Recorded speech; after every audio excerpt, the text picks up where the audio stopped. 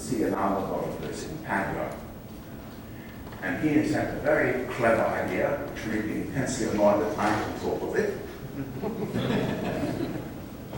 He uses a very simple calorimeter, an isoparabolic calorimeter, but he controls the heat transfer from the system by blowing nitrogen, a control stream of nitrogen into the system. So he is able to examine, he sets the thing at about 95 degrees centigrade, and he investigates the performance of the system at 95 degrees centigrade, or around about that. Now that has led to two extremely interesting results, and which I think point the way to a way towards the early demonstration of making a demonstration device. What he has found is that the system behaves in a totally different way above the onset of positive feedback to its behavior before the onset of positive feedback. Unfortunately, I haven't got the slide with me of our own work below the point of positive feedback, but I think all of you know there's a threshold of current density. You have to go to a certain current density, or as the people, our colleagues in Stanford SI and Japan found, a certain charging ratio before you see any excess entropy. This is not true above the onset of positive feedback. Above the onset of positive feedback, you see that there is no threshold current density. In fact, the excess entropy generation increases with current density if you go to appreciable current densities. These current densities are much lower than the ones we've used, partly, of course, because the dynamic range of the calorimeter is such that you can't actually use very high current densities. But as if you go to very low current densities, there's a turnover. And in fact, initially there is a fall. There is a fall in the excess entropy. In this region, you get the highest rate of excess entropy generation if you turn the system off. Now, Julian Megeli has reported this. I'm truly astonished that this has not been jumped upon by everybody. So here is the time response. This is around a low current density. Here the system is switched off and it stays hot. And he's had the system stay hot more than a week. But this particular experiment is only 2 days long. Here you see the entropy input uses a rather more higher concentration of electrolyte than we use, so that joule input is much smaller than in our case. This gray stuff here is the heat carried out by the gas stream. The heavily hatched areas are the excess heat taken off by evaporation into the gas stream produced by electrolysis. But when you switch it off, of course, this is zero, and here we are 2 days, excess heat, about 20 watts per cubic centimeter. Now, I mean, this, somewhere I wrote down what this is. I think it's, I've lost my precious piece of paper. It's a truly phenomenal, I think it's something like 480 megajoules per cubic centimeter of excess heat. And I think that clearly, if we made a system to work above the onset of positive feedback, we could now make a system which works in that range. Now, in our own work, we found that about 50 watts per cubic centimeter. Now, I've explained to several people here that that is not a system which would lead to a truly commercial application, not with palladium, but it could lead to a very interesting demonstration. Because at 50 watts per cubic centimeter, that on the face of it, you couldn't produce enough palladium to satisfy a major energy need. This is not clear. The present production, world production of palladium is about 100 tons per year. I've been told you can jack it up to 1,000 tons per year, but at 50 watts per cubic centimeter, this would be a rather large it will satisfy a rather large niche market, but not the true market you're aiming for. But of course, it's not clear. Yeah, it is not clear that this is the end result. 50 watts per cubic centimeter and 1,000 tons of palladium per year might not be the absolute restrictions. You might find you can make 10,000 tons of palladium per year. There's a lot of palladium coming out of the nuclear industry, which people don't want to use, but it would be possible eventually to use it. The 50 watts may not be the true barrier, so there might be conversion, so even that simple device might be perfectly satisfactory. Okay. However, when you've got to this particular point, you have to say, I've got it here. It was 448, and let me correct what I said. What Giuliano Mengele observed was 48 megajoule per mole of palladium, or about 480 electron volts per atom, if you like it in those units. Okay, but is this what we really want to do? Well, it would do, but having got to such high energy outputs, it is really time to ask ourselves whether we shouldn't make a change, whether we shouldn't change from electrochemical charging to electric diffusion. The break point is in that region. And we see the beginnings of this research, so let me tell you the notion, the original notion, which I had in 1947. And this was cast in the context of what was known about quantum mechanics at the time and electrostatics.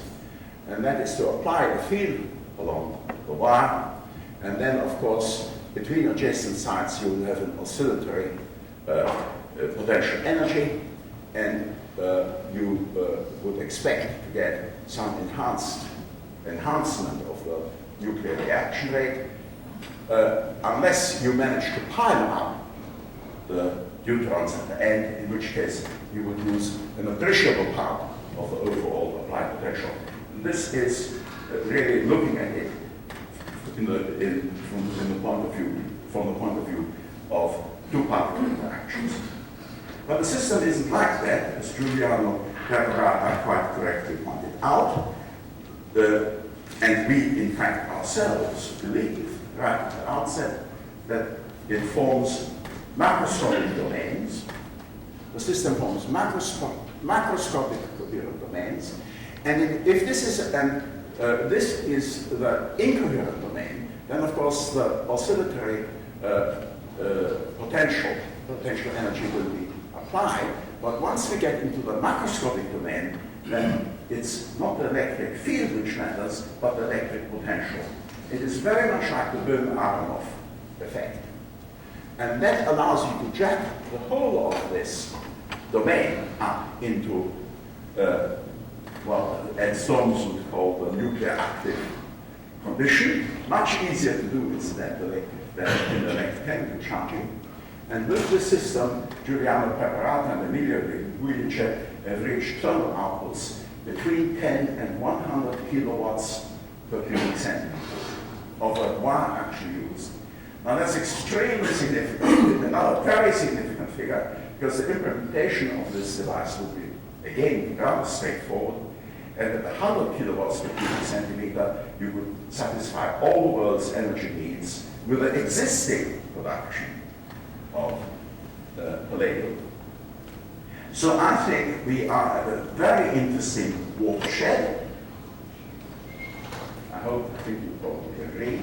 We can see easy ways to implement the research, difficult ways to implement the research. But of course, this is not the end of the story. Let me just close the loop.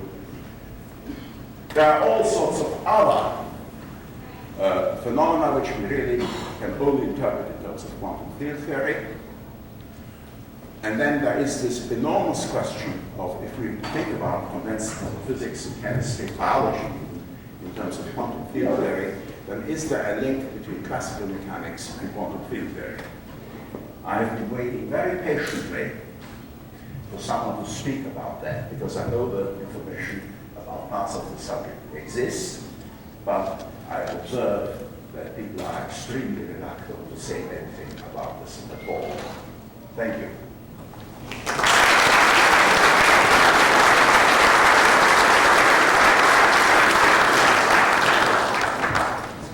Thank you very much, Martin. Now the session is open to questions and comments.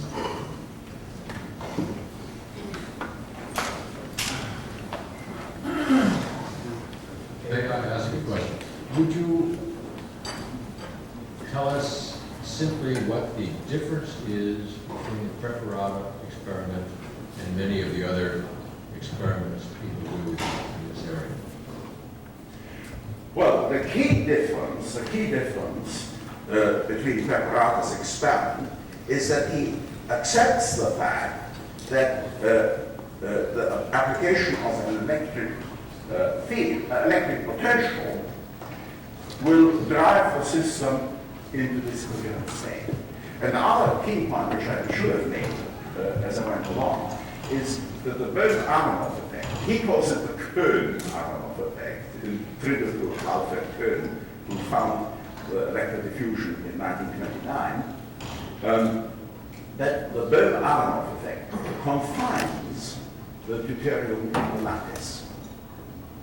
There is a transverse effect. There's not only an axial effect, there's also a radial effect. And of course, one of the problems which we understand, which we all realize, is our problem is to confine the deuterium in the lattice. Well, the Bose-Aronoff effect, in fact, confines the deuterium in the lattice. So this thing really works 100% of the time. Because it is confined. Now, actually, if you go back to the paper we had in Maui on electrodiffusion, you'll see that's the smoking gun of how to do this experiment by electrodiffusion. It's not quite a full-blown Bose-Aronoff effect, but it's sort of getting from that way.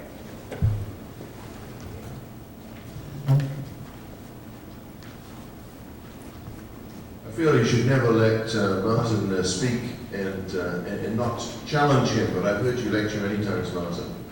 Yes. It's the first time I've understood everything that you've said. I must be making a mistake. That's what I was going to lead us to. But that's escaping. I stood up here only to say thank you, Martin. Oh, that's fine.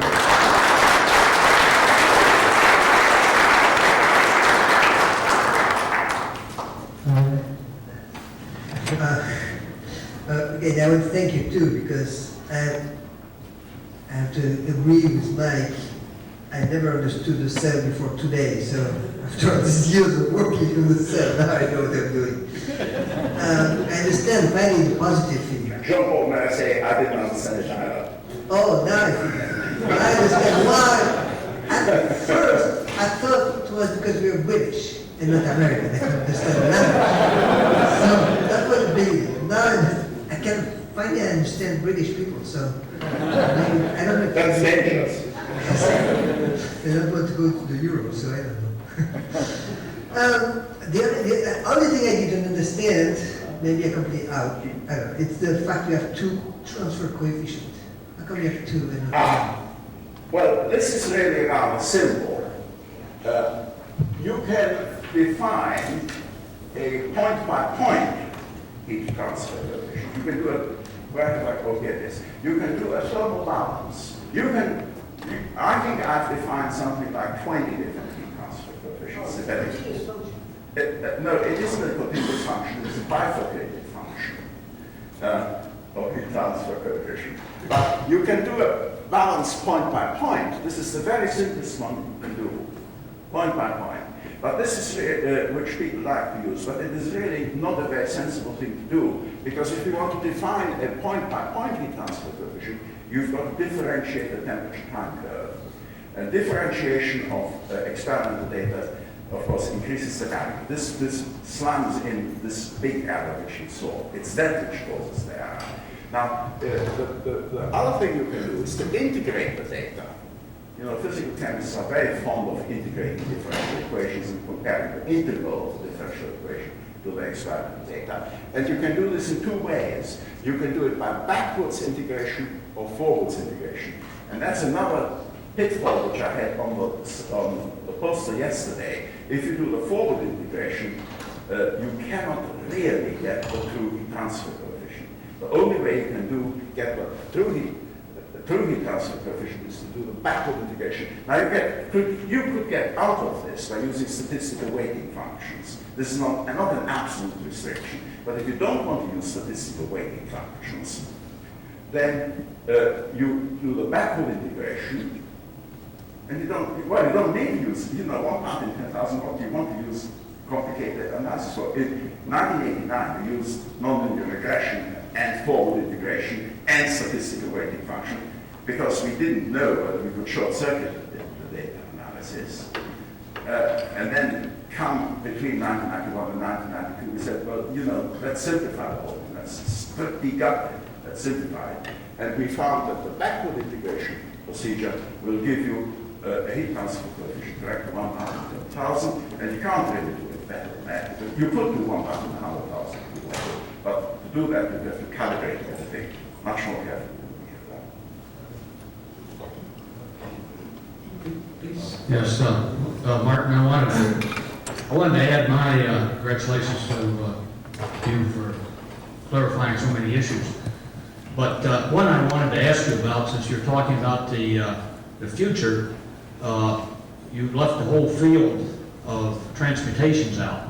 And what is your view of that? Well, I have to address Douglas Morris here. I am an extremely conventional scientist. Now, people don't believe this, but I am actually a very, very, very conventional scientist. And when we got to March 1989, we had our singular result. And I said to Stan Thomas, well, we're going to get something with a proton, something with a triton. We'll never find that out. That's when, the permutations and combinations of all that's going on, that's horrendous. And then everybody wanted to correct this enormous superstructure on this one point. Well, the outcome, of course, is predictable. Didn't work. So I'm sure there is a great deal more that we haven't looked at. I don't feel confident to talk about transmutation, but let's see. George Marley got up and sat down. Where did he go? My view of transmutation is, if it was just based on profiling sims, I wouldn't believe it. But if you do isotope distributions, then you have to take it very seriously. If you get the non-natural abundances of isotopes, then you have to take it very seriously. And well, who knows? Professor Takahashi here, he's got the three-body reaction. I think it's just that people believe that high-energy nuclear physics and everything was very simple. I don't think that's going to be so. Once you start shaking people up, they'll come up with all sorts of strange new phenomena. I haven't answered you. I think if you have distribution of isotopes which are not natural, then you really have to do it. Okay. Martin, maybe you know that we work a long time with electromigration system.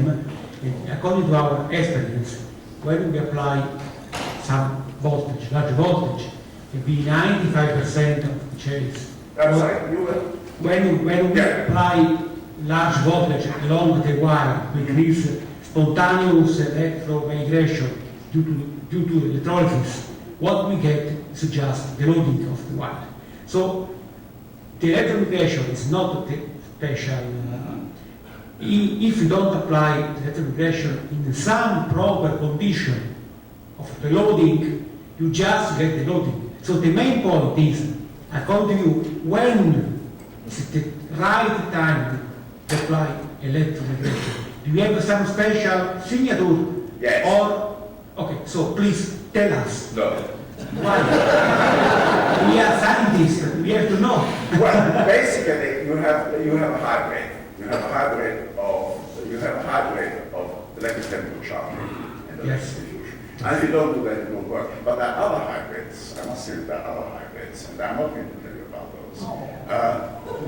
Well, you can tell what they are. Come on, you just go away. Just remember my slides and you'll know.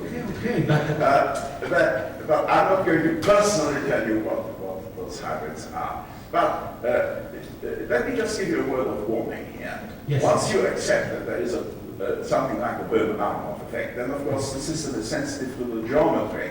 yes, I agree. And it's not just Yes, sensitive. but this is one I It's- learned by myself from my experience. So if some people know more, I think it's good that share the information to other colleagues. Yes. Otherwise, the science always go just a You see, little, the and the first- time is going on. So I think it's necessary to share everything we know. We are now at a war. Make several warning, not clear, beginning, but sharing information, I think. I agree. It is not my research though, not strictly my research, so I have to be a little bit careful. Now, we are at a watershed, and there are some people who have a sort of connection with funding agencies present in this room. I think the rejigging of the Böhm-Baroff effect is long overdue. I think that it's going to be one of the most fruitful areas of research in the next century. And we have a particular example, an initially unsuspected example of the Böhm-Baroff effect. And maybe at the next meeting we could have a whole day session on that. There is a very good summary, or 1989 summary, in the Springer Verlag lecture series in physics, which I commend. I read it. Good. It's a book was written for Japanese people. Very good book. Francesco, Well, this is Mitsubishi. Who did the really good confirmation of the Böhm-Baroff? Was it Mitsubishi? Tomomura, I think, Tetenei. Tom Passell, retired. I'd like to ask Martin, is there any theoretical reason why the other metals besides palladium can't get into the act? No. I think palladium was the obvious first choice. Well, first of all, let me tell you how our reasoning went. There is an enormous body of knowledge on processing palladium, which resides in the files of two multinational companies.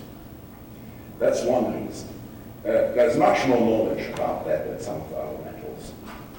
And the other point is, of course, that if one knows about hydrogen storage systems, then one knows that there's just one example which survives loading, and that not always very well, and that's palladium, and it's alloys. You can think of all sorts of other, well, for other applications, I'm sure you would use other hydrides. I'm sure you would do that. I'd like to add my thanks to you also. Okay, the next question, because we are just at forward time, please.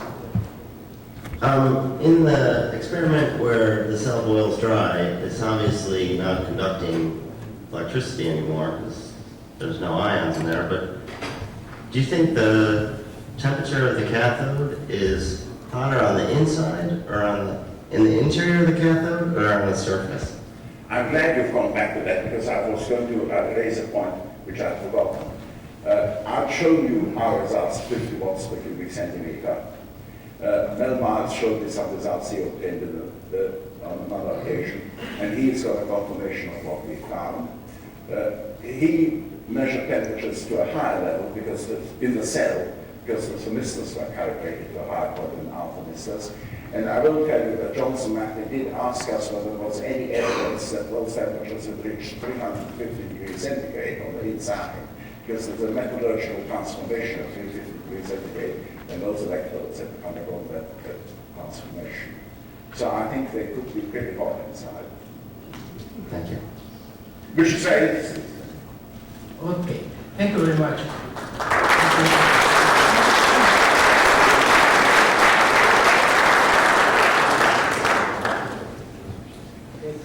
Next presenter is Peter Hagelstein from MIT.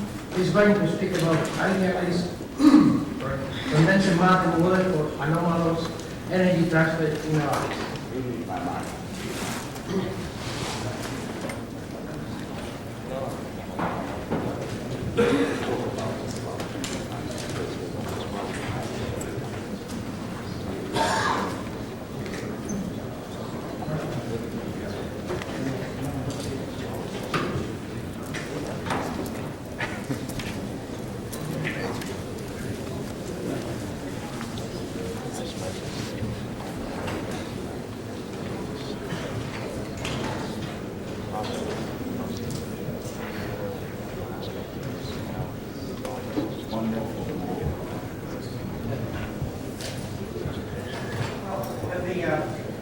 abstracts were submitted, I was talking about idealized models for energy transfer. And between that time and now, I got a little bit further past the idealized models. There's less idealized models for energy transfer. As usual, I made up an outline of what I wanted to have my talk be about, and I will talk about a subset of the topics listed on my outline here. Let me simply get into things. From a theoretical perspective, there's a number of different problems that you might address in trying to account for anomalies seen in metal hydrides and metal deuterides. For example, if we are interested in accounting for excess heat, and if we stick with the conjecture that we're talking about deuteron-deuteron fusion going to helium-4 with 24 MeV somehow going into the lattice, there's several parts of this problem that are interesting. In 1989, folks talked about various miracles.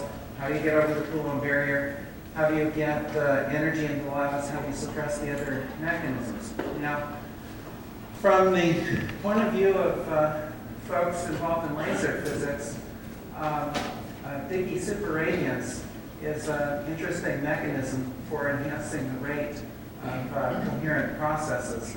We're familiar with it in terms of radiation. If you have one antenna radiating, it radiates a certain power, it makes a certain electric field, and the power is proportional to the field squared. If you have two antennas radiating, you get twice the power. But if you put the two antennas together, the field's twice as large, the power radiated is 4 times as large. That's the classical effect. The quantum effect version of the effect is called Dicke superradiance. Now, if you can transfer the energy to the lattice, this is a big if. I'll show that you can't quite do it sort of the naive way. If you could transfer the energy to the lattice to a single node, then you have the conditions that you need to make the system go Dicke superradiantly. If the system can't go Dicke superradiantly, you get an enhancement for the channels which are coherent, which go superradiantly. The neutron channels are incoherent, they can't go superradiantly, they don't get enhanced. If the Fleischmann heat effect is a superradiant effect for the helium-4 production, and if the Dicke factor is on the order of 10 to the 14th or 10 to the 16th, then you'd see the helium-4, the helium channel would be enhanced over the neutron channel. And if you start plugging in numbers, you find all of a sudden that you can, in fact, live with the tunneling with the Coulomb barrier normally. So as a result, I contend that the primary problem is not one of getting across the Coulomb barrier. The primary one is not saying how you enhance the helium-4 channel over the other channels, because the Dicke mechanism can do that. The only problem that you have to face, and which is a very serious problem, is how do you transfer a large quantum chunk of energy somewhere else. Now, if you're interested in trying to account for tritium, you've got the same basic issue. The final products for tritium, they're born stationary. If the energy gets transferred somewhere else, you can have a Dicke-enhanced reaction. And if that Dicke-enhanced reaction is at a different energy, at 23.8 MeV, if it's a lower energy, then you have the chance of having the tritium branch be superradiantly enhanced. Once again, you need to find a way to transfer the energy someplace else in order to have this happen. Now, if you're interested in discussing radioactivity induced in the cathodes of Kevin Wolf, the only way you're going to make any progress on that is finding a way to transfer energy to nuclei in order to induce some radioactivity. I'm conjecturing that if energy gets transferred to palladium and impurity isotopes near palladium, you calculate all possible things that you can do with a Gaussian energy transfer distribution. You actually can account for most of the reaction products with relative accuracy among the different amounts that you make. A number of folks have claimed to observe fast charge particles. If you make a fast charge particle in a gas loading electrochemical system, once again, in principle, an alpha decay mechanism can get you a fast alpha, but in order to induce it, you have to transfer energy to your nucleus to make it happen. So once again, transfer of energy, a large quantum of energy, plays a key role, and it plays a key role in almost every experiment that has been discussed at this conference.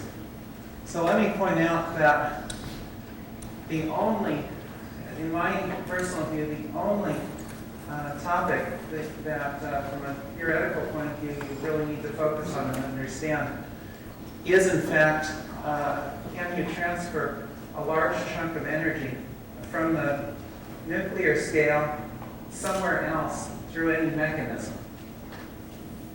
The Coulomb barrier problem is, to some degree, in this viewpoint, a little bit of a red herring. Okay, now, why is it hard to transfer the energy? From my perspective, if this physics is going to work, it's going to have to be reasonably standard physics.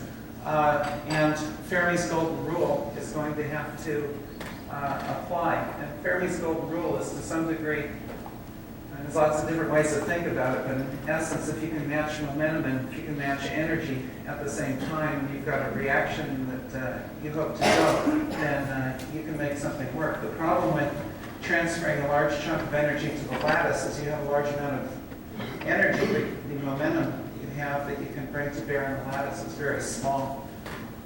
Now, suppose we were going to look for some place to put a large energy quantum. You've got radiation field, you've got electronic states, you've got acoustical nodes, you've got optical phonon nodes. When I made this view graph up, I was convinced that optical phonon nodes were probably what you want. They're not the world's greatest nodes because they're highly damped. On the other hand, they tend to bring nuclei together.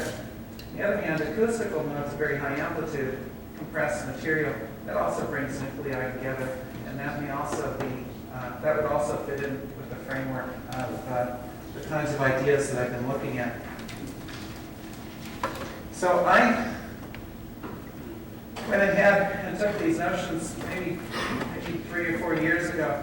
I got the notion that, well, if I want to transfer energy, if I do it by laser techniques, if I come in at one frequency, maybe 1 micron, and I go to half micron, I use a nonlinear frequency doubling crystal to do the job.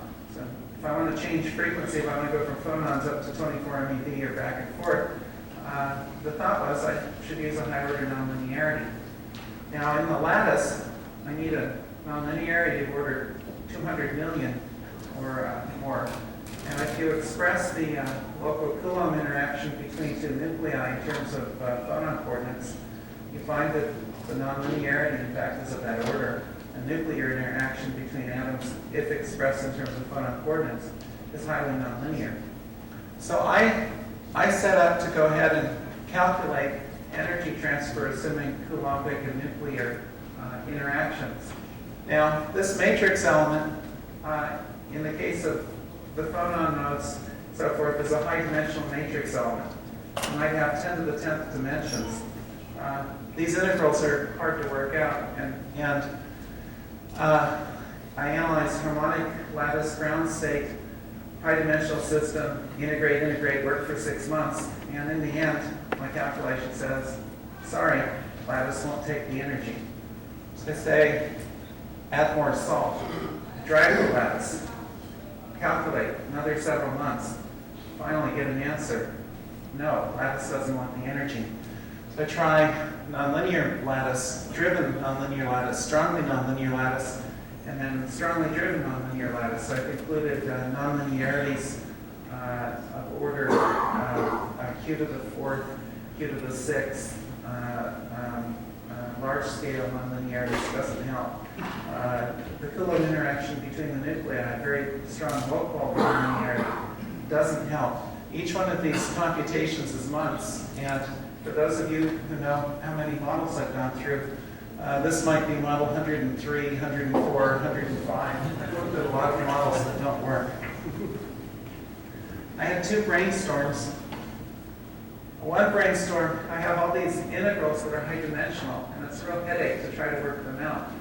Now, it seemed to me that you could split up the large number of modes into some modes that are doing something for you and all the rest of the modes. And all the rest of the modes are actually behaving like local physics. That brainstorm led to a simple formula. 8.5 years worth of work, and I get a simple formula. This is actually not this is the next one.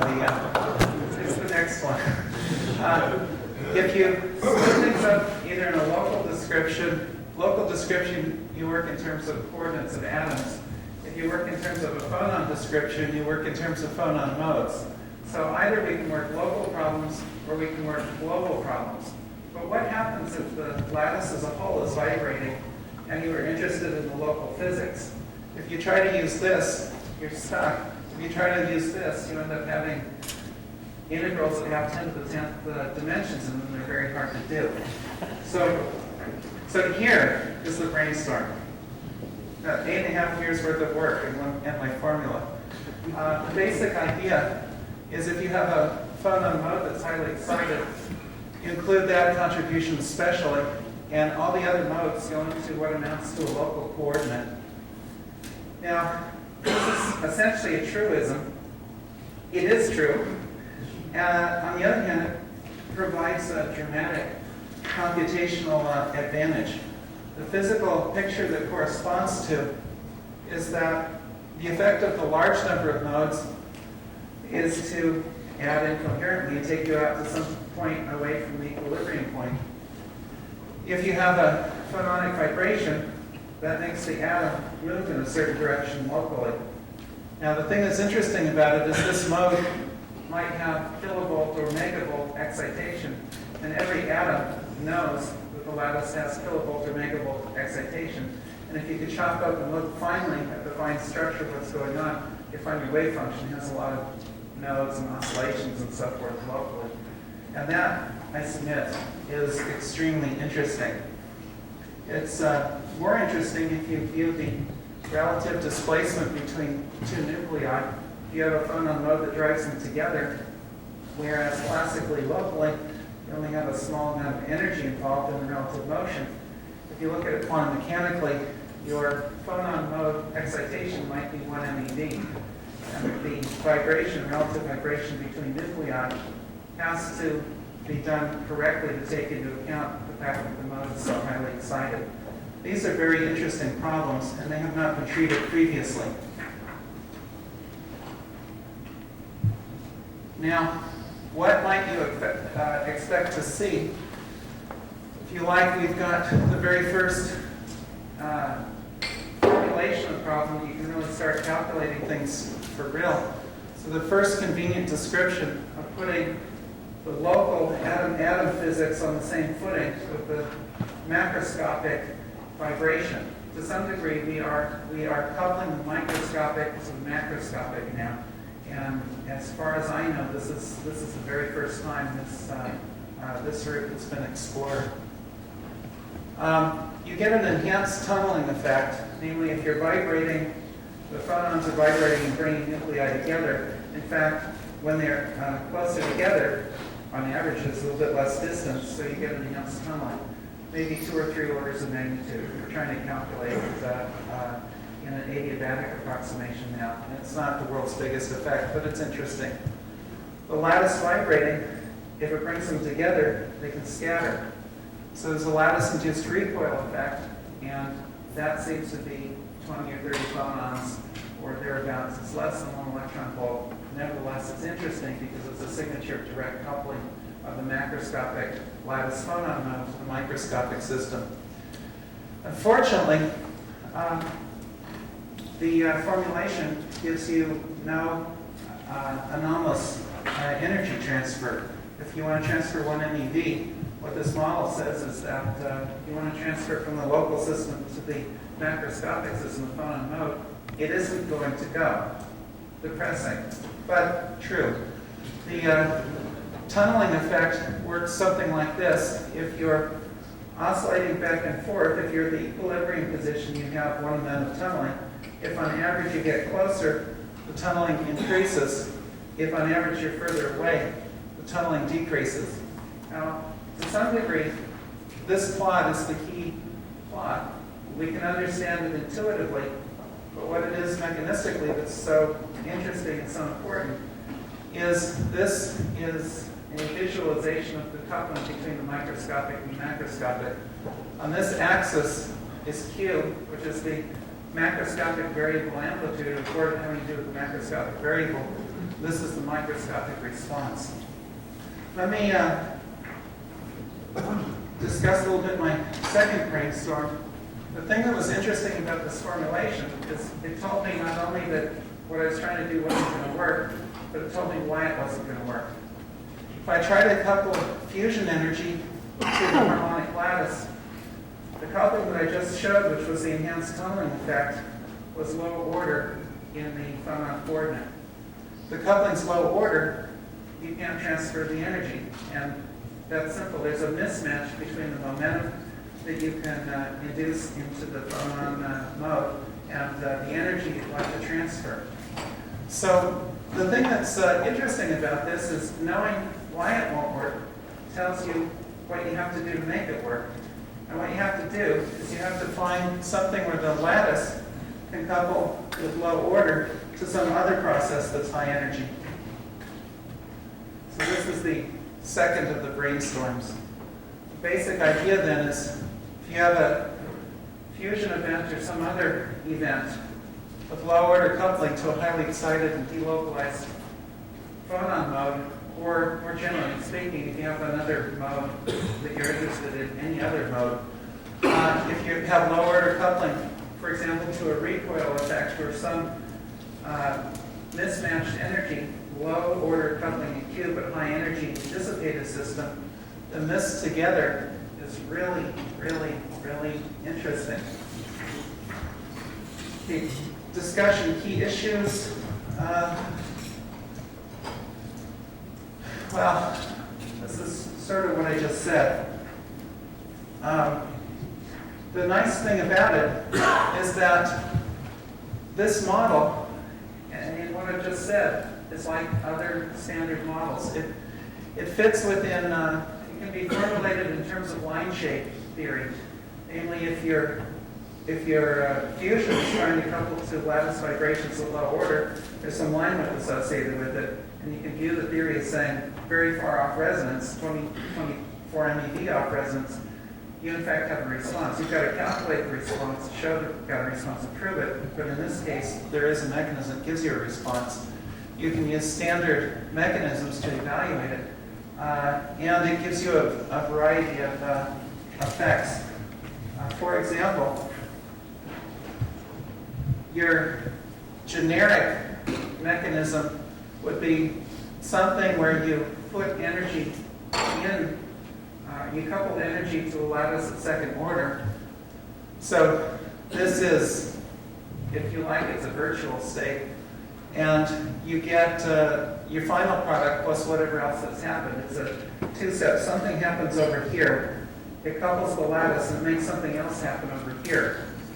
For example, over here you could substitute D plus P, D plus D, and different kind of D plus D. Those are the obvious ones. There may be other ones. For the other end of things, you can, in principle, dump the energy to alpha decay a nucleus or proton decay a nucleus. You could have deuterons just simply recoiling. You could, in principle, couple to a fusion reaction that's happening someplace else. The probability for this is low. And you could induce beta decay reactions, and that would be the kind of mechanism to account for Kevin Wolf's thing. Let me point out that if this is true, you'd like to prove it, and to prove it, you'd like to have one experiment that exhibits such an effect clearly, uniquely. And it may well be that such an experiment might be within our grasp. There are there's one person especially who might be in a position to settle the matter. There's at least 4 different groups that might be able to respond to this relatively simply experimentally. Let me examine the Kasagi experiment. Kasagi has run deuterium roughly 150 kilovolts into a metal deuteride, and he gets out high energy protons. Kasagi has interpreted that as 3-body 3D fusion. Now, the difficulty is to arrange 3 bodies to be together, and there's a lot of orders of magnitude associated with that. So I'm scratching my head, and over the course of the conference, I've been thinking maybe I can look at this from a different point of view. And the point of view is maybe deuterium comes in, makes a fusion reaction, and maybe you've got yourself this anomalous branch happening some small fraction of the time.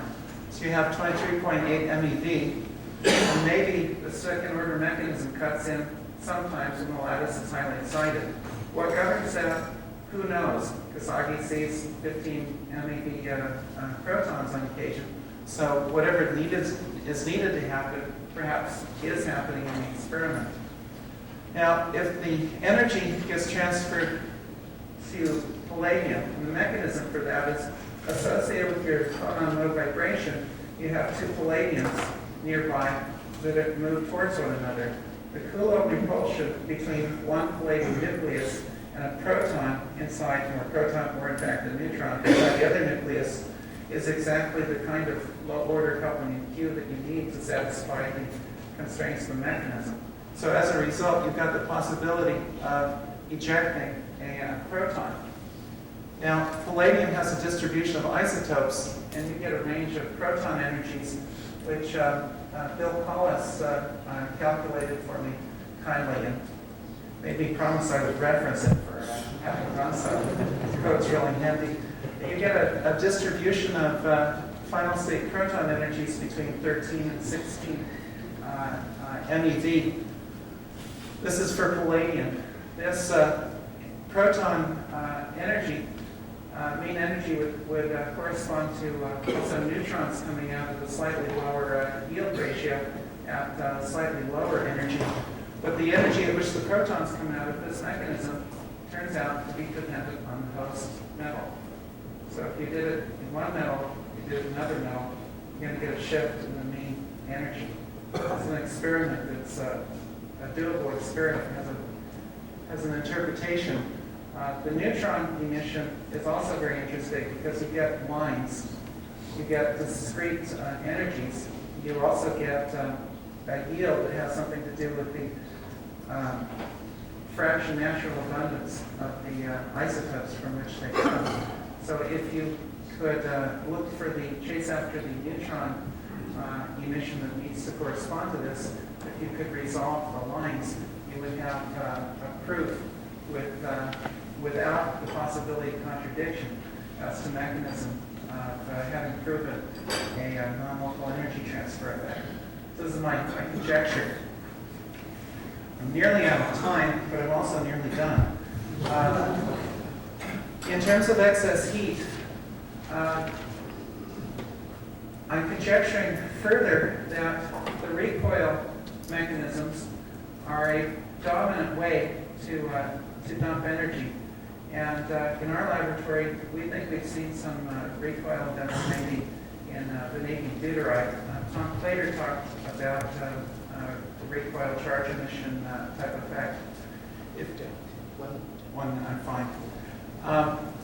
In the limit that you have a large number of atoms participating, I think that you can have a many low energy recoil version of the effect, which would have no energetic, no MEV products coming up, which would be consistent with the heavy water Fleischmann cell observations. So in conclusion, primary observation is that the only theoretical problem from my perspective is the transfer of a large quanta. I had breakthrough in terms of the coupling between localized and delocalized modes. The lattice cannot accept a large quantum of energy in the sense that the highly excited mode can't accept the energy coherently, and that can be proven. On the other hand, again, I'm being too precise here, the lattice can dissipate the energy. My proposal is the lattice can dissipate the energy in a variety of modes, and so forth, and so forth.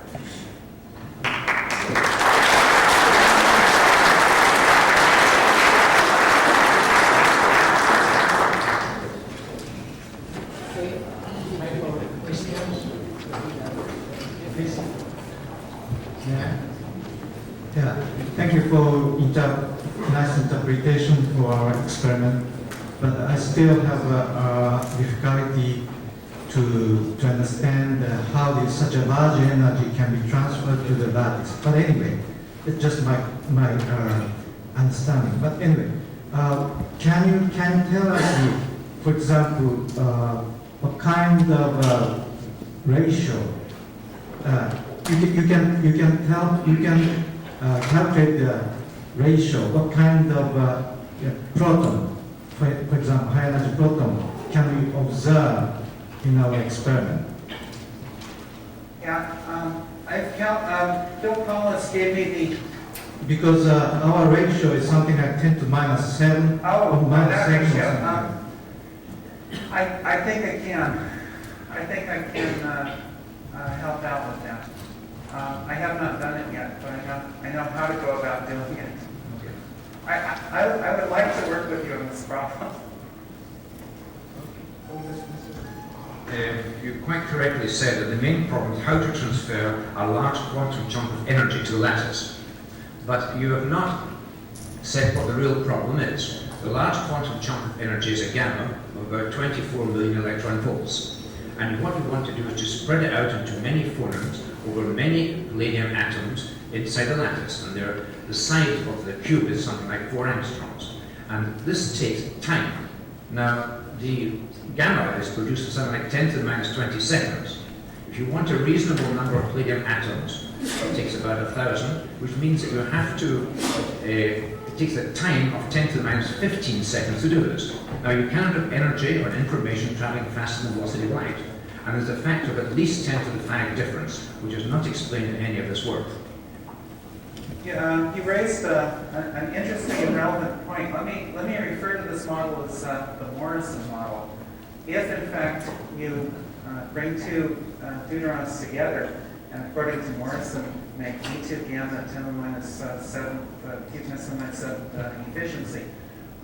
Douglas has pointed out quite correctly that there's no way that gamma is going to be transferred anyway, anywhere to do anything like this. A number of theorists have been actually trying to go the route of actually making the gamma and trying to cache the gamma in to do something else. That, of course, will never work, and it's hopeless.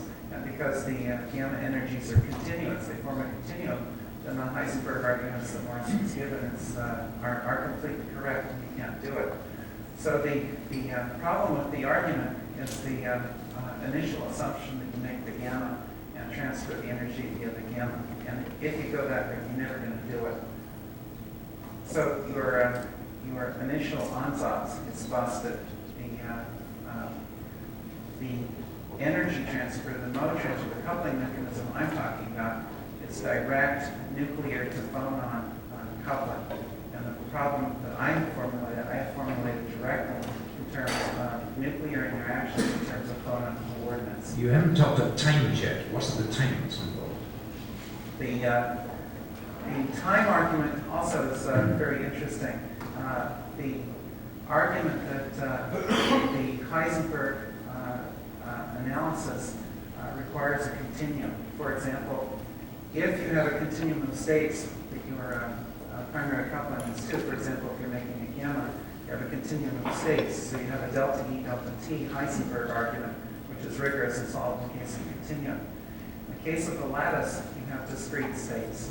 The phonon states to which you can couple low order are discrete states. If you try your Heisenberg analysis on discrete states, you'll immediately conclude that there's no possibility of any off-resonant Raman effects in lasers. So when you're making your delta T, delta E arguments, you better be very, very, very clear in terms of whether you've got a continuum or discrete set of states. In this case, the primary states of the phonon states that are coupled to are in fact discrete. And if they form a continuum limit, then your arguments apply.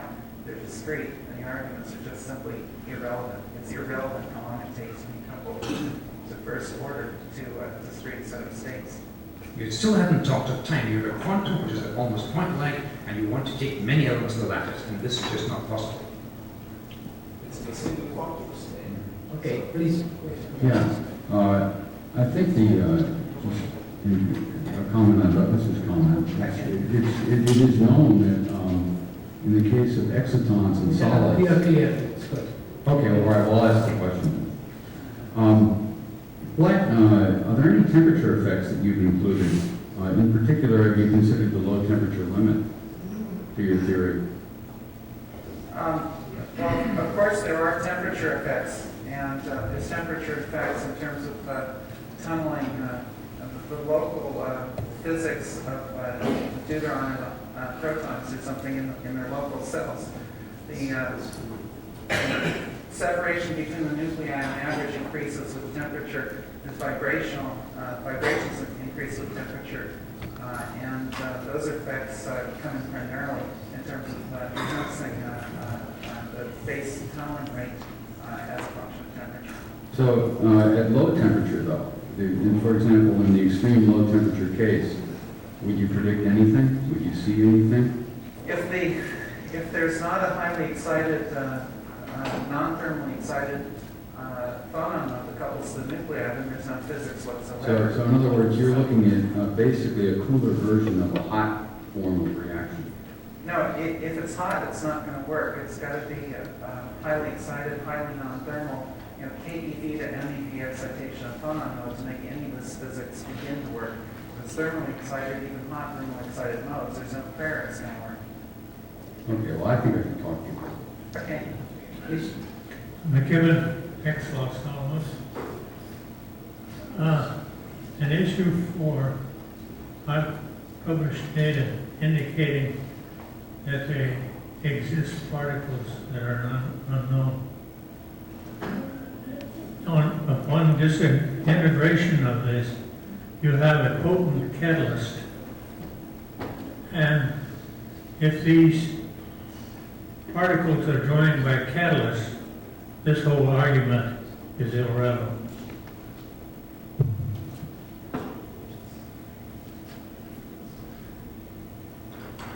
Okay. No comments? No comments? No. George, please. George Miley, talking about experiments, it would seem that your theory should have some signals that you could see in present experiments. And some possible obvious things I'm curious about would be Grimshaw from these recoil atoms. Also, it seems like the recoil should rattle down to the deuterium, and you should see famous DD reactions with 14 MeV neutrons coming out, things of that sort too. I'm curious about whether those are possible. In 20 minutes, starting from scratch, the best one can do is present a very small, isolated snapshot of the highlights. Of course, I've spent an enormous amount of time looking at all of the other, or many of the other possible recoil channels and things that would happen. And in fact, the neutron emission would be a case, would be very interesting to consider seeing neutrons in the event that the recoil gives you KEV instead of EV, namely if your mode size is restricted and you don't have access to a larger number of atoms to cause the recoil. Damping causes the modes to be small unless you've got some mechanism to make the modes be larger. So the answer is yeah. In fact, this kind of model does have any neutrons. It has X-rays, it has Grimshaw. It's K alpha. It's got, you know, it's a rich model. Okay, we are just out of time. Maybe a short question? Yeah, a real quick one. If you had to design a lattice to be the ideal one, among all the metals, I presume you think about the metals, so do you have any suggestions as to what would be the best metal from the point of view of your theory? Well, once again, a big part of this would be a metal that has maximum screening to give you the maximum deuteron proton overlaps. And it's reasonably well understood at this point that at room temperature, palladium deuteride is going to give rise to pretty much the best screening and the highest atom-atom overlap. The other metals will have somewhat less screening, will have a lower starting point for the various effects.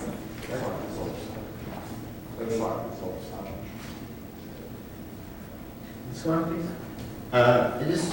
You mentioned isotopic anomalies, and I want to caution everybody that if you look in different sources of the natural abundance, there's variation. And if you look in the CRC, 27 out of 90 elements have isotopic anomalies depending on the source.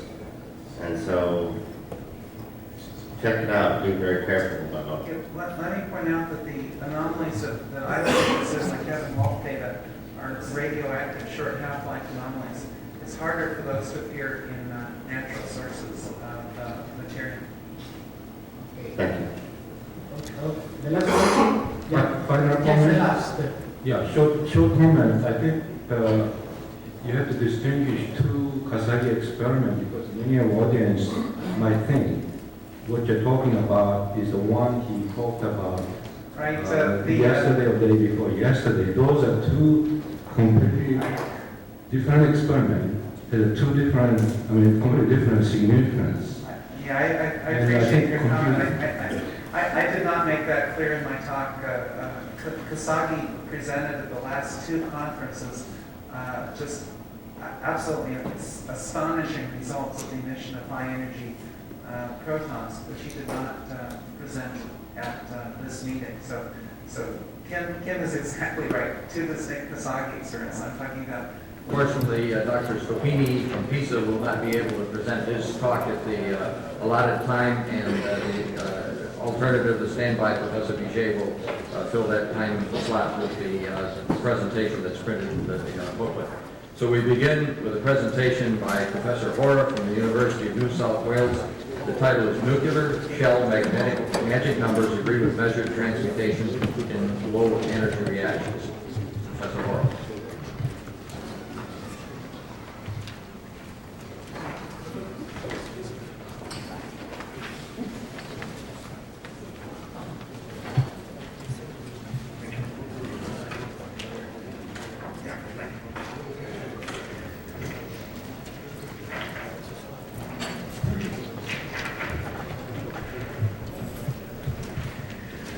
Thank you, Mr. Chairman, ladies and gentlemen. The talk is mostly given first a description of the position for the whole considerations, then summarizing some facts, and then I talk about the connection to the magic numbers of the nuclear shell model and some outlooks to the compound nuclear reactions. The theoretical model is based on two assumptions. So first of all, we simply consider not localized states for the plutonium and tritium or the hydrogen and protons in the host metal. We assume more or less Maxwellian ionized gas for the deuterons or the protons within the host metal. So no localized states. And then I shall talk about the long-range reactions which we could conclude and find that within such a Maxwellian gas model, only the energetic part of the distribution, the 1 or 2 eV and higher, very few protons or deuterons are reacting. And then we are talking and this model includes also that the Coulomb repulsion is reduced by a strong factor of the screening is reduced. Now, the first very early fact we were considering was the following. And so, experimentally we know for hot fusion, the distance between, for instance, 10 kV deuterons is indeed much larger than the nuclear radius, and we know the direction time. But it's also experimentally known as for muonic fusion, the distance between the deuterons and the reaction time. And what was also known, Rafalski and others have calculated, so the reaction time of deuterons in a molecule, in a deuterium molecule distance, it's a very long time of 70 seconds, but the relation of all these results gives a power law, indeed with a distance to the power indeed of 34, which is indeed a very high power. But with this we can then work about the following. We can our early work was to look into reproducible plasma-produced cold fusion experiments. And to get from these reproducible experiments the probability for the reaction, and from this, along this line, we could find out the distance for the reaction was in the range of about 3 picometers. And it's interesting also to note from very more recent experiments of Arata with the palladium black, we found that evaluating the probabilities, we found that the distance is 2 picometers, not 3, 2 picometers, producing helium. The difference between helium and neutron production factor 2 to 3 is also understandable, because by many orders of magnitudes more helium is well known to be produced than with the more helium is produced than with the neutron production for cold fusion. Now we should realize for the ordinary hot fusion, the normal Coulomb repulsion, we know to get nuclei together to the distance of a few femtometers, you need really MeV energy. But we all know hot fusion works at 10 kV and even less, and this means that the distance for the reacting nuclei is very large. So about 100 times of the deuteron radius is the distance when the particles react. They do react. People say sometimes, oh yes, that's a gamma factor, but the gamma factor is 10 to minus 43. So neutron swapping of the Oppenheimer Williams theory and other processes could be involved, but maybe that also our endeavors with the cold fusion may touch this question and come into the connection to explain and discuss this very long distance reaction in hot fusion. Now, for what I was showing before, reaction times of 10 to 6 or 10 to 2 seconds from the probabilities, and distances of picometers. Nuclear reactions with these conditions are well known. First of all, from the thermal neutron reactions have also a very big cross-section for uranium, and this is well known. But also with charged particles, we know the K-shell capture radioactivity. From some examples from the literature, you see the distance, so the lowest Bohr radius from where the electrons are taken to the nucleus this Bohr radius is also in the range of picometers, and the reaction time also in the range of 10 to 3 or so, or 10 to 5 seconds. So this is seems to be very similar to our conditions we have in cold fusion. The other question is then, how can the deuterons or the protons come so close against the Coulomb barrier? Then the discussion is that the distance for collision has to have a screening factor to explain then the Coulomb repulsion. And these screening factors are well known from plasma physics. Let's say Ichimaru, and so we get factors of 2, 3, or 4. But in evaluating the early experiments, one needs then to get a reduction of the Coulomb repulsion by a screening factor of 14. And this was a big problem. How can one expect this? The question was, the possibility would have been from the following knowledge. This was evaluated from applying a high temperature plasma model to the Fermi degenerated electrons in a metal. It is well known also to similar models from chemistry. So the electrons move out from the metal lattice until they are stopped by electrostatic forces. This produces then a swimming electron layer.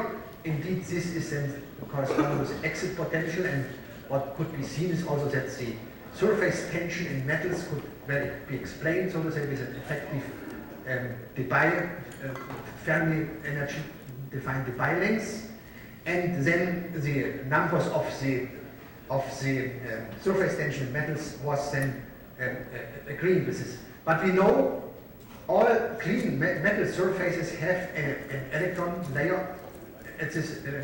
And an interface between two metals, if we have two different metals with different Fermi levels, then have always such a swimming electron layer. And the question is simply whether the protons in such a layer would then be able to have a reduction by this factor 14 for the reduction for the Coulomb repulsion. So, summarizing, the model is based on Maxwellian gas, this is exotic gas. Then the swimming electron layer would then prefer multi-layers of host metals of different kind, and this was exactly the direction of the measurements for the work of Miley, Patterson, and others.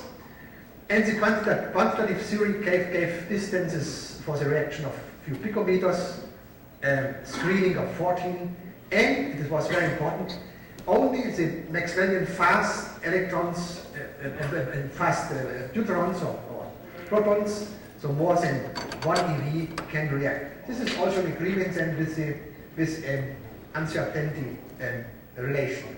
So the motivation, they are multi-layers for this palladium, titanium, or palladium, nickel. So this was the background question. Now let's talk about the relation to the magic numbers. It's well known from nuclear theory, so the shell model, and for any protons, neutrons, or all particles, all nucleons, the magic numbers are 2, 8, 20, 28, up to 126. This is well known. And it's interesting to see then the following from the experiment of the probability for the production rate measured in the experiments by Miley and also by Mitsuno and the others in Japan, depending on the atomic number Z, so the charge number. They also always measured this maxima and minima, larger number. Very important was that at 20, at Z equal 20, there was in all cases a strong minimum. you could have roughly seen, oh, this comes close to the 8, or here to the 28, and here to 50, and to see something related to the magic numbers. But to quantify this, it is interesting to see the maxima have an exponential decay. And working now first with this exponential decay, so we have this production rate is expressed here by the Z, by the charge number of the nuclei with a Z dash. The Z dash, I'm writing here the final result of was turning out to be 10. You had cases where you had 8, 9, or 11. You could have you have a broad scattering of this decrement of this increment factor. But and then it is interesting. So for this line, not for the measured values, you can evaluate the ratios between subsequent maxima and minima. Now taking numbers, so the Z numbers of the magic numbers. So magic numbers then in the list here, so we have some magic numbers 8, 20, 28 to 126. So calling this an n equals 0, 1, and so on, 5. Taking then the ratio between from the plot, from the next, so from, let's say, from the 2 value for the second value to the third value, or from the third to the fourth, the ratios. Then you get ratios of the probabilities of these values. You see, for instance, 81, about this close to 27, this is close, this is 9, this is 3. We only have to make an exception of this is number 20, because we saw there was something special. We don't know why and how, but it is there. And then we see that these ratios are very close to a sequence of 3 to the power n, so 1 to 81. Maybe this, showing this in a plot, you can see this is also for this n, so the sequence of the magic numbers, and these ratios, these are the measured, the experimental values. They are very close to a line. You even can then conclude higher magic numbers, and we are a little bit speculating about this, but have no final results. So this gives is a consistency proof.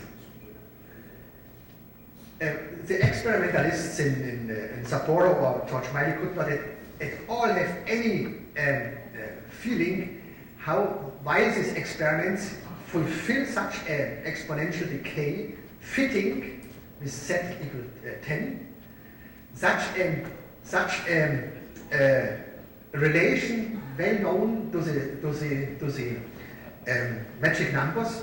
And it's funny also that is a factor 3 to n, where the 3 simply would indicate something which may be related to the quarks, because the threefold combination is there. So this is the main result, how we can see that there's a consistency proof that the transmutation measurements, as far as we know them all up to now, have a much deeper relation perhaps to the magic numbers. Indeed, now the experimental question was, what does it mean that we know from the experiments there are no energetic gammas, energetic neutrons coming out? What is then, where does the energy go from the reactions? Indeed, there must be heat, so was measured, and how the transfers to the lattice, and so we have heard these problems with from Hagelstein just in the preceding talk.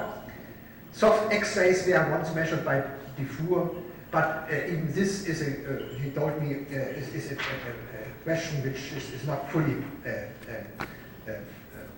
shown. Here you see an experiment we are performing, so parallel to all the others, you know, in Australia, to look into this question. Then another question I would talk is the following. We have some results about his compound nuclear reactions, which George Miley was suggesting.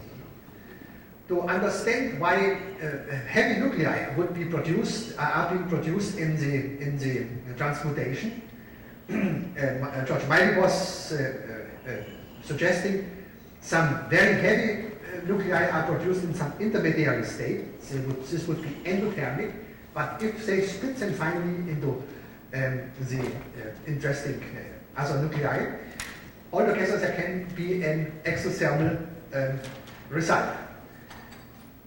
Now, I was strongly avoiding any consideration of more than two particle reactions, but it may be so that a complex of such a proton and a deuteron, or deuteron and palladium, because these reactions are going very slow, may come close into another palladium. So you have then a reaction of two palladiums and a proton, which produces you exothermically niobium, rhenium, and other number of nuclei. But these nuclei, when being produced, they have indeed the high, the 10 MeV or so energy. They may then react in with other palladium, which is there in large number. Now let's look how we have two examples which fit this. For instance, if this niobium with the palladium would react, could produce francium indeed endothermically. Or we have another example, palladium with deuterium. This was producing here indium and palladium to go to americium. But if then this francium is decaying into indium and strontium, or americium into cadmium and silver, then altogether from the initial reaction you get is exothermal. You can see that by this way you can have an exothermal reaction chain through via this state, this endothermal virtual state of this heavier nucleus. I should mention finally that the application of this all could be to get rid of the nuclear waste, the long-lived nuclear waste, which is always the most undesired product from the power stations and nuclear reactors, and looking then into this proton or deuteron alpha reactions, what would then be the result? Indeed, it would mean that one would have to add then these materials into the surface areas or interface areas of the reaction, and then from there you can get then all kinds of exothermal reactions. How the undesired long-lived waste isotopes immediately are can be changed into stable elements, and so we get rid of them completely. Indeed, here in the last case with this tin, one has several following fast decay reactions. The same also can be done for plutonium, to fully eliminate plutonium. So for the talk, I'm now summarizing. We have the very long-range, highly screened, this filmic electron layer fusion reactions. They can be generalized to reactions with host nuclei, and there's an agreement of this experimental generation probability from this maxima with the magic numbers with the expression of T to N relation in agreement with the nuclear shell model. And this is a proof of consistency for this observations and for the reactions, observed reactions. And then we have the generation of via heavier nuclei via virtual states of very heavy nuclei, for example, strontium and tritium, could, from the point of energy, be really an exothermal reaction. George Miley's hypothesis or indication that it goes through an element with a number 305 or 310 is very, very interesting, but for these cases, indeed, we couldn't use, there are no masses available with a high precision you need for such an evaluation. Maybe then this is much more favorable. And then I was reporting to you application to how a low-cost abolition of nuclear waste is possible and of plutonium. But before I finish, Mr. Chairman, I would like to include an answer to one of the questions we had the days before and couldn't follow up. The question, when you have a splitting of, so for instance, palladium due to the protons, why can you get, why you preferably are going into stable daughter products?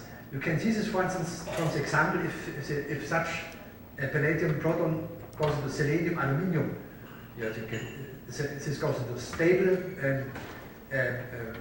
nuclei with 12 MeV, or here into chromium, magnesium, 11 MeV.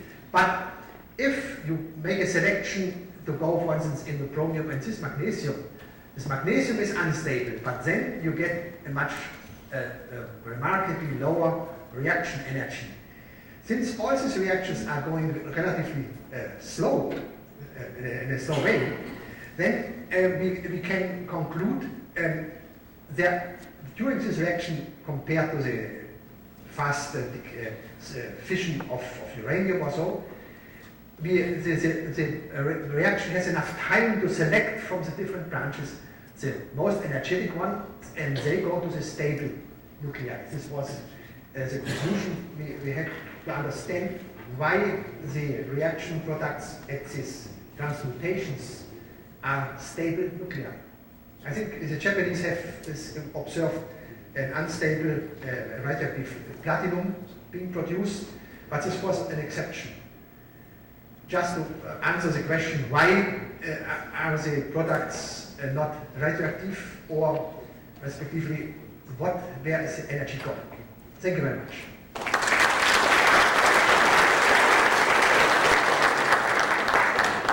Thank you. The paper is now open for questions and comments, please.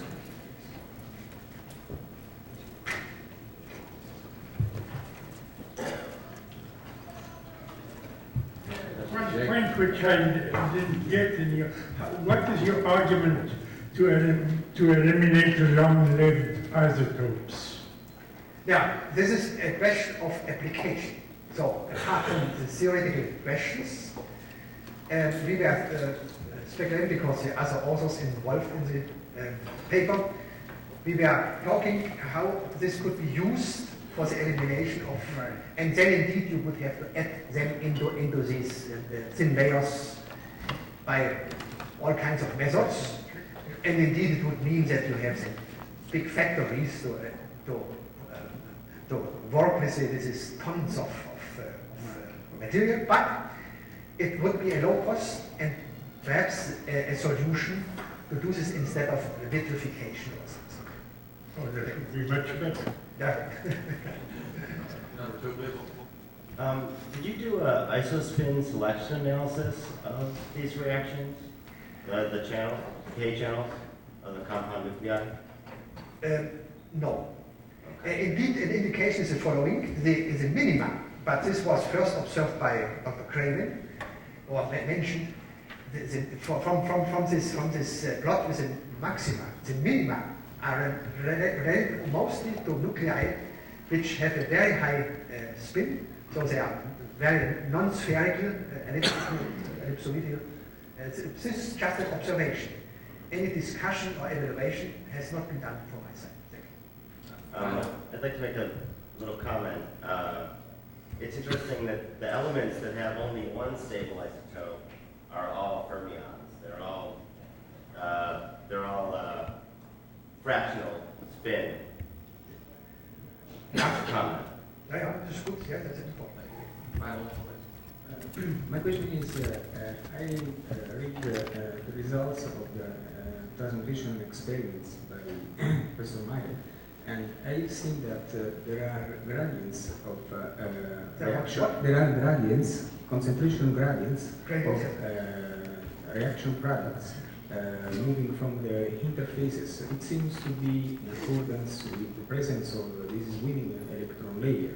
Have you done any evaluation on that at the moment or not yet? Now, first of all, this is an exact observation. I have not made any evaluation, but so you could also see this in this interesting measurements from the Mitsubishi paper yesterday. The transmutation, so the isotope ratio of the products was also decaying with the depth. So really you have this mechanism which indicates the surface process. Please, I wouldn't exclude it. And also Jekyll is always saying these bursts which have been measured by cracks or whatever in palladium, this is all possible. And this may be kind of a hot fusion reaction in disguise. But as soon as one has, let's say, 10 to 8 times more tritium or 10 to 8 times more helium per neutron production, this is not a hot reaction. And what for instance, Lipson disclosed at the last conference is a phase transitions of KDP, this deuterated KDP. It's a phase transition. Always they have emission of neutrons and 10 to 7 times more tritium. So this definitely is a cold fusion reaction. Thank you. Thank you very much. We move now to the next presentation, which is by Dr. Kucherov from ENICO. His title is Phonon Resonators to Induce Nuclear Reactions in a Lattice. Dr. Kucherov.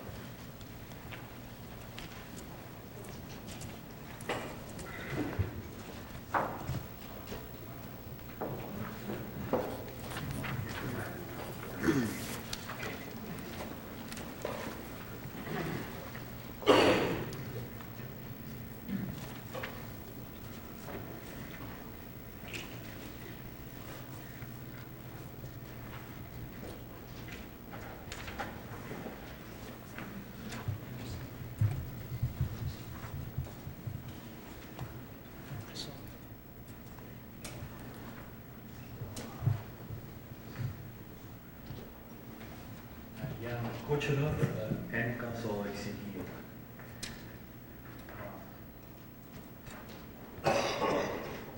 The main problem of our field was already brought out earlier today by Peter Hagelstein. This is how can the excitation energy be transferred to the nucleus. This here I'll try to present an attempt to build a phenomenological model which largely avoids most of the difficulties which are normally associated with these problems. Okay, the natural way to transfer energy is to use the solid state lattice phonons which are long can be coupled to the nucleus. And this model will address an approach that one way is instantaneously couple any V's of energy from the phonons to the nucleus. And this model will try to use a different approach. So if you transfer energy relatively slowly, let's say 10 to the minus 8, even 10 to the minus 10 electron volts at a time, but do it at relatively high frequencies, then we can, in reasonable times, transfer a large amount of energy which can be used to induce nuclear reactions or whatever else. The natural way to do it is nuclear acoustic resonance. nuclear acoustic resonance is a developed field which treats nuclear hyperfine levels, and the basics of nuclear acoustic resonance is that there are nuclei with quadrupole moment. Phonon oscillations create dipole quadrupole interactions like this, and if a nucleus has this quadrupole moment, energy can be transferred to the nucleus, and by applying alternating magnetic field, this energy can be coupled to this magnetic field, and the change in the magnetic field energy can be detected, and this way one can measure the spacing between hyperfine levels induced by dipole-quadrupole interaction. The energy normally associated with this process are very low, like 10 to the minus 8, 10 to the minus 10 electron volts.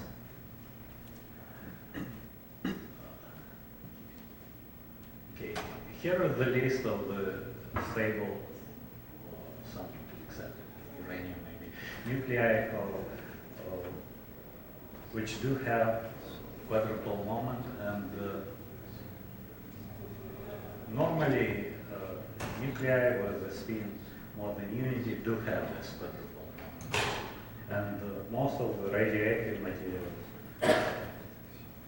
with odd nuclei also have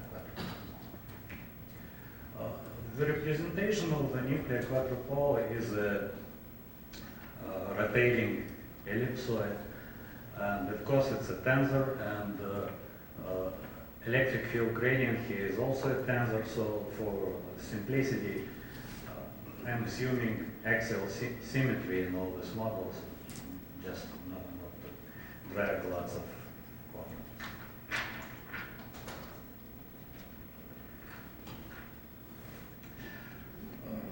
The natural approach of treating this problem is to use some of the known optical analogies. Let's say in solid state lasers, let's say glass doped with erbium, there is a phonon assisted multi-phonon transition that actually you can use a low energy infrared photon and then multiply it by so phonon assist in energy momentum conservation, so the probability goes up. And this way, so there is a sequential increase in the excitation, and so finally from infrared we can go to optical transition, something like this.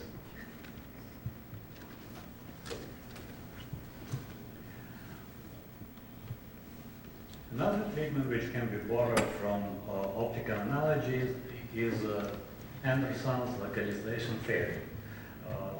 This is basically the formulation of energy conservation law that said that in order to have some kind of energy transfer from the phonon system to, in this case, optical system, the energy replenishment to the phonon system must be higher than the energy lost to, in this case, to the atom, or in case of the nucleus, the nucleus.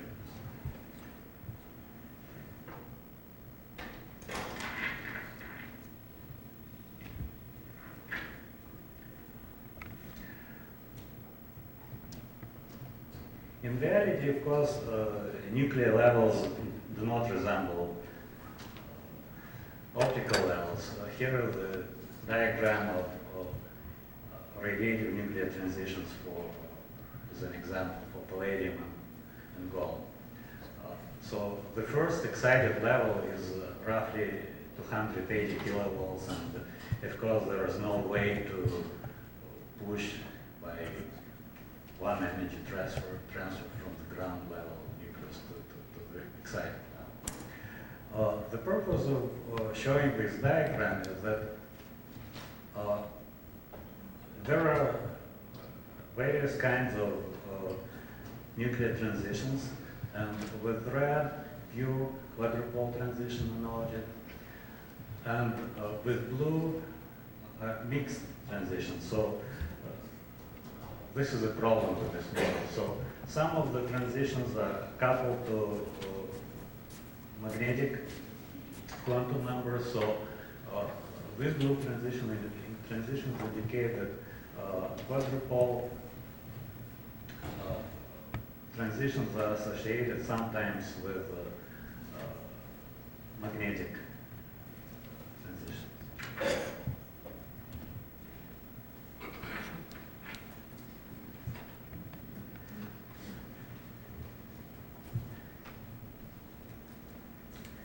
If you take a cubic solid state lattice and it's ideal, no energy can be transferred just purely because of the lattice symmetry. To break the lattice symmetry, if we hope to transfer some energy, we must have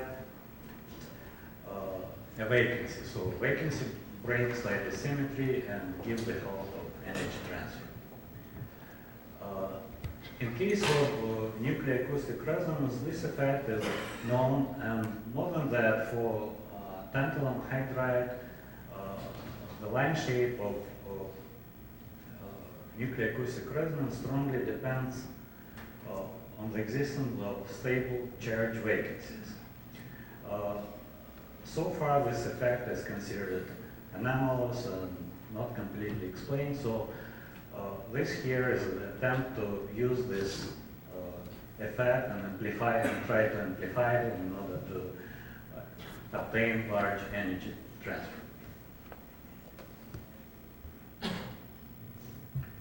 So once again, we must have a two-component lattice consisting of light elements and heavy elements. In order to avoid coupling of phonon oscillation energy to rotational degrees of freedom, we must somehow stabilize the nucleus where we want to transfer this energy.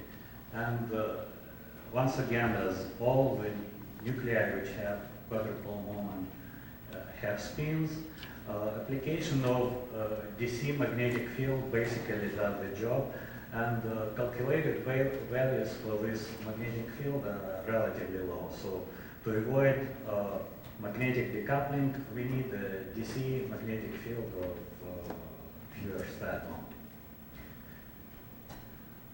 Then once again, assuming the axial symmetry of our nuclear quadrupole and the same symmetry for representing dipole oscillations oscillated with phonons, we can imagine a picture like this. So the nuclear center of mass is stable. It's sitting in its potential well. And we have an oscillating dipole field here, which in one oscillation pushes this positive charge here, this charge here, and as it's oriented, these two charges are moving this way or this way. The fact that any energy can be transferred in this equation is actually not evident. Because the size of the nucleus is so small that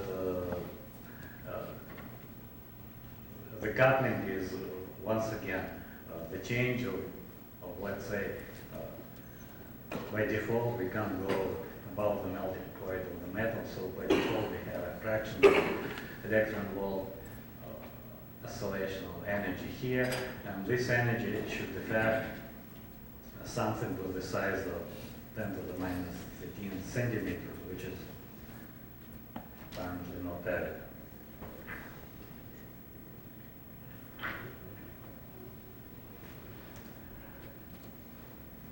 To have this situation, we must have the phonon spectra of the heavy sublattice entirely different from that of the phonon spectra of the light sublattice. If you don't have this, and these two sublattices have overlap of phonon frequencies, then basically we'll have an oscillating system. So light and heavy will oscillate together and no hope for any kind of energy transfer. This is the example of phonon spectra for tantalum and tantalum hydride borrowed from Landau Bernstein reference encyclopedia.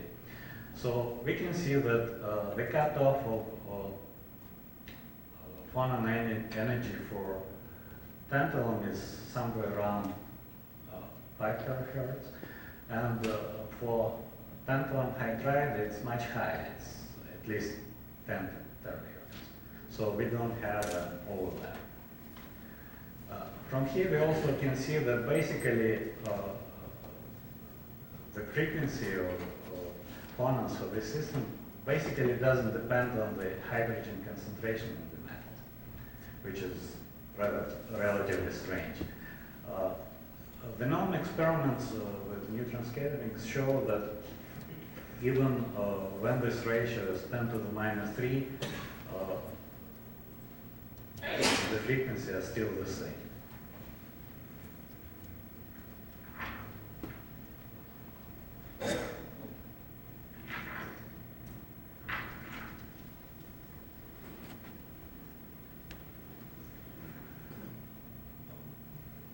The only thing that helps is that electric field gradient in metals can be extremely large. So let's say for non-cubic metals, it's well known, and the values are at least 10 to the 10 times higher than anything that can be obtained in normal laboratory. So this kind of electric field gradient is quite significant even at the distance associated with the nuclear size. Once again, the trouble is that we are talking here non-cubic metals. In the cubic metals, the electric field gradient at the nucleus location is normally 0. So the electric field gradient is created by phonons themselves. So phonons, once again, they break the symmetry of the cubic lattice because they introduce the elastic, the field and the stress field, and this breaks the symmetry and creates electric field gradient at the nucleus location. On one hand, one can expect somewhat lower electric field gradients this way.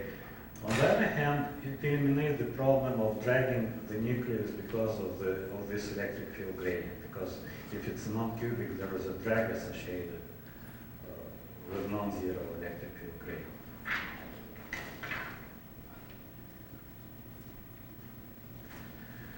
So if we assume that we have a stable charge vacancy with energy EV, we can treat the displacement of this vacancy in the potential well. And this vacancy should be captured on something like a dislocation or some impurity or something like this. And the energy of hydrogen trapping in palladium is normally from 0.2 to 0.8 electron volts, which is a pretty large value compared to the energy of a phonon. So then if we calculate this dipole dipole interaction and calculate it over the cycle,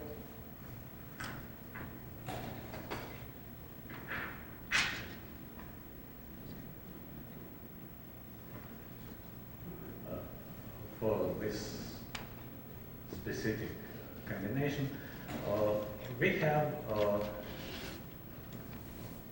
energy transfer of up to 10 to the 5 electron volts per second. So on one hand, it's extremely high. On the other hand, it doesn't have a problem of coupling this kind of energy to the whole phonon system instantaneously.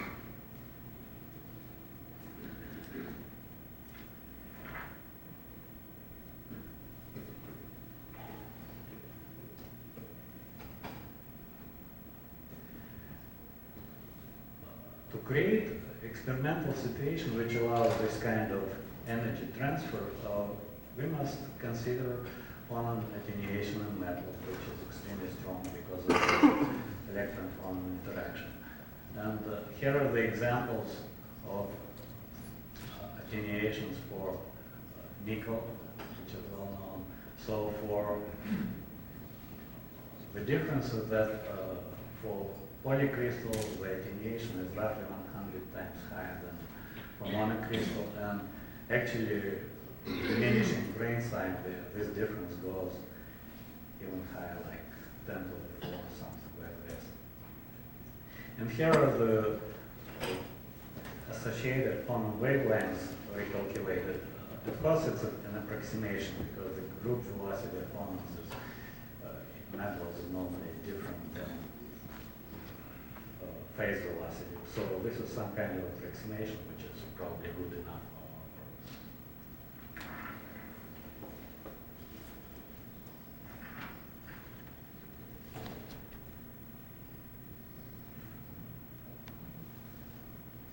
Here are the phonon density of states measured for palladium hydride by neutron scattering method. And it shows that the central frequencies of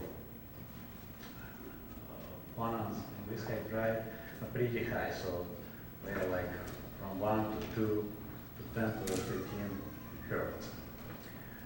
We can also see that, let's say, for hydride with high composition, there is a shift which is associated with the change in elastic properties of the lattice, but it's not very big.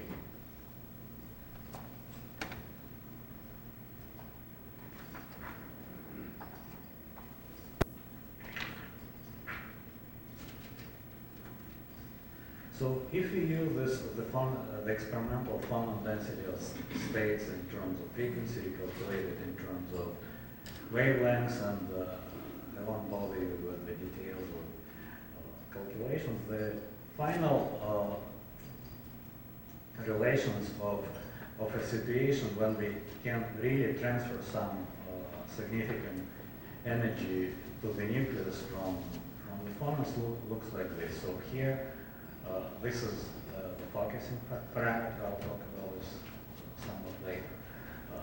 And this is assuming an excitation by a thermal gradient and the resonating, reflecting surfaces which increase the density of a specific phonon node.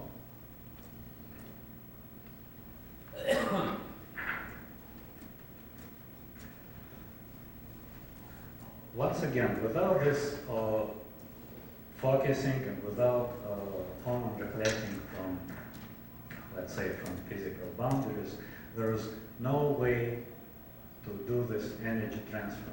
And this is probably why in the normal acoustic resonance experiments, they see some anomalies associated with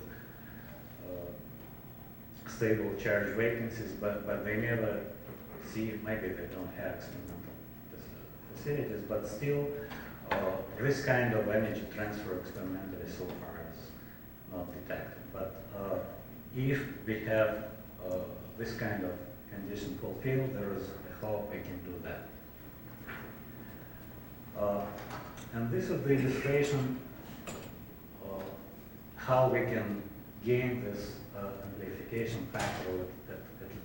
So we need amplification of at least 10 to the 3 times. And this is the experimental pictures of phonon resonance acoustics in semiconductors. In semiconductors, phonon attenuation is much lower than that in metal, so it's much easier experimentally to detect. And even from here, we can see that this area is at least 100 times smaller than the general area of the plate. So, and if we take, let's say, this spike, we'll get our required 10 to the 3 times amplification.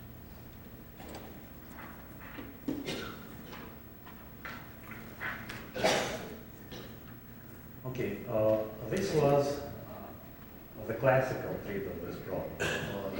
treat with this problem is much more complex and so far haven't been done. This is once again the illustration how the hyperfine nuclear levels look in the situation of interacting dipole, quadrupole situation. So once again, when we have magnetic field, we have energy spacing like this. With axial symmetry, we don't have magnetic field terms. When we fulfill Anderson condition, we can transfer some energy. First, we have a Stark effect, then we amplify it many times. And the actual movement of the energy splitting will look like this. So we'll have, this is the treat for a nucleus with a spin 5 seconds. So this is just an example. So first we'll have our splitting, and then this splitting, because the phonon system is faster than the nuclear reaction for this oscillation, we'll couple this energy for the second time, then for the third, and so on. As was brought out by Peter Hagelstein, the number of quantum levels is basically conserved in Hilbert space. So this is not a collection of levels. This is the same multiplied Stark effect. So we have, let's say, the same number of levels, but the spacing is changing.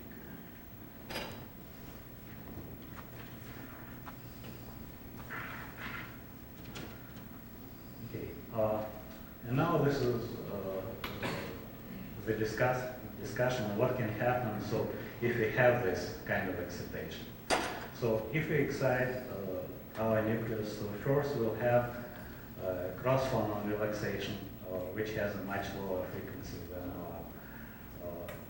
direct interaction. So this will de-excite, but at a time frame probably 10 to the 4, 10 to the 5 times slower. Then we, of course, we have quadrupole spin relaxation, but this kind of thing requires a strong AC magnetic field, which normally is not there. The electron resonance of nuclear levels coupled to electron levels is known, but it has a low probability. And the probability of alpha decay for some of the elements it can be calculated. And here are the example of what can happen if we have this kind of excitation. And in some cases, this corresponds to observed experimental things. Once again, if we have a situation like this, the observables will be very specific. It's random infrared photons, random X-rays, random UVs, and very low detectable situation, because normal detectors won't detect, let's say, an alpha particle with 1 MeV energy, so a special detector is not developed. Thank you.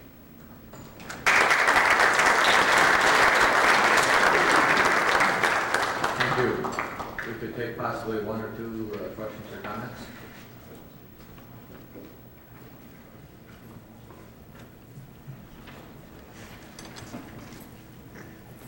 I would like to refer to the results we have heard here by Dr. Dufour from France.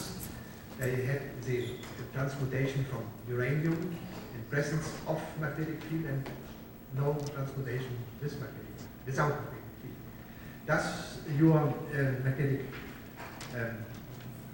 mechanism refer also to this process? This is my simple question. And have you thought about it? No, it's different. It requires a DC magnetic field, but the process itself. George Mina. Question, it seems like most of the conditions you specified could be met with multi-layer thin films. And the two different materials substitute for your need for light, heavy, and so on. Have you studied the interface problem that would be proposed in terms of this model? What kind of material science interface or? Well, the phonon transfer, energy transfer, as enhanced at the interface and with the amplification reflection due to the alternate layers of thin films. It seems like the conditions are more easily met in that configuration than what you have described. No, but I described exactly the same situation. So we have a closed space reflecting surfaces. The major formulation will derive exactly this situation. This is the case of thin film. Briefly, please. I'd like to make a couple of comments. First, I think this is very, very interesting. And it's entirely different. I'm not sure the audience realizes. This is entirely different from the way other people, most other people have been thinking about this. There's no Coulomb repulsion. You don't have different nuclei interacting with each other. You just have imparting energy to the lattice by the presence of charged species with different frequencies. Now, this is well known that in fast ion conductors such as hydrogen and palladium, hydrogen and nickel, lots of lithium and lots of things, you have these different species. We talk about these guest species with a very wide amplitude and very low frequency of vibration in the crystal lattice in interstitial positions between the host species, which have an entirely different acoustical, optical, mechanical frequency spectrum. This exists. Now, the problem with this model that I'm sure you're aware of is how you can indeed take these very small energy increments that you get from the magnetic dipole related to the oscillation of the electric dipole, how you can build them up, how you can transfer that into the lattice so you get local, very high energy. Now, you're working on this and you probably have an answer which I didn't understand. But that's the critical feature, and this, I think this whole model is very, very interesting. Okay, I don't want to show this. So we're talking about diagram. Those comments, I think, should elicit a detailed private discussion in the interest of time. Dr. Violante, briefly, please. The question is, strong fields are created in condensed matter also when we have excions, like plasmons. Excuse me, I can't hear you. In condensed matter, we have also strong electric field.